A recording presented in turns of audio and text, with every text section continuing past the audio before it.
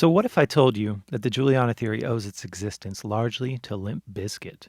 No, it's not at all what you think, but it's the truth. I've never said this publicly, but the first song we wrote for Emotion is Dead, If I Told You This Was Killing Me, Would You Stop, was about one of the guys in my old band, Zayo. Nowadays, he and I are totally cool, but let me put you in my headspace at the time. I was a socially awkward, introverted, 19-year-old emo kid who'd never really left my hometown. Now, all of a sudden, I was on my first tour, seeing America with no cell phone, no rules of any kind other than make it to the show on time. The four of us spent countless hours pent up in an always broken down, beige, 1983 Dodge van we called Boner.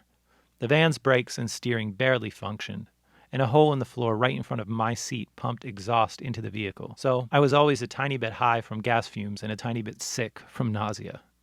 We used a gas station atlas to navigate from city to city, but there was no map to help us navigate the rocky, emotional terrain of living with three other 19-year-old dudes every day, arguably the bumpiest part of the ride. Naturally, tensions could boil over. One minute, you're collectively elated after playing an amazing show.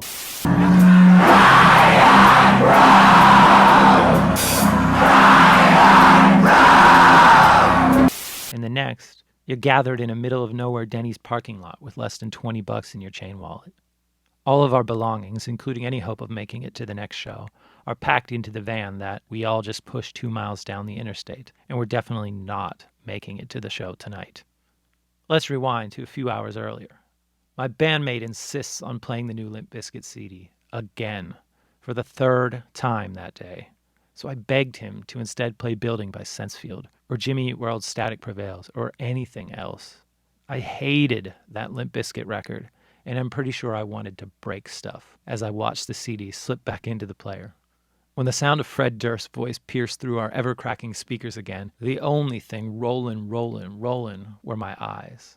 And my bandmate caught a glimpse of that in the rearview mirror, and a verbal battle erupted. Was it Limp Bizkit that drove the wedge between us? Or did their rap rock just serve as a lightning rod for underlying tension?